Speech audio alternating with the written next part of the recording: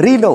អសុតធម្មជាតិពីសហរដ្ឋអាមេរិកជួយលោកអ្នកមិនឲ្យមានបញ្ហាតម្រងនោមជួយការពារលោកអ្នកមិនឲ្យឈាមចូលដល់ដំណាក់កាលនៃការលាងឈាមបាទ Rino ជួយដោះស្រាយរាល់បញ្ហានោមញឹកនោមសានោមក្រហាយបាទនោមមកមានពពុះនោមមកមានក្លិនអញ្ចឹងទាំងអស់នេះគឺជាអាការៈដែលអាចវិវត្តទៅបញ្ហាធ្ងន់ធ្ងរអញ្ចឹង Rino អាចជួយដោះស្រាយបានទាន់ពេលវេលានិងទាន់ចិត្តហើយល្អបំផុតស្រឡាញ់តម្រងនោមរបស់អ្នកការពារតម្រងនោមរបស់អ្នកកុំឲ្យធ្លាក់ដល់ដំណាក់កាលលាងឈាមឲ្យសោះយក Rino ទៅប្រើប្រាស់ដឹងតែបានផលហើ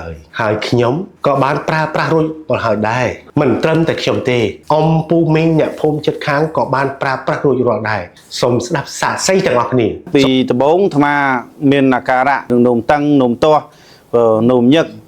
បន្ទាប់ពីការប្រើផលិតផលនេះហើយបានប្រើទៅមានការធូរស្បើយច្រើនប៉ុណ្ណាហ្នឹងហើយអញ្ចឹងមុនមកអាត្មាធ្លាប់ឆាន់ភេទជ្ជៈច្រើនឆាន់គ្រឿងកំប៉ុងច្រើនវាប៉ះពាល់ដល់កម្រងនោមអាការៈវាដូចជា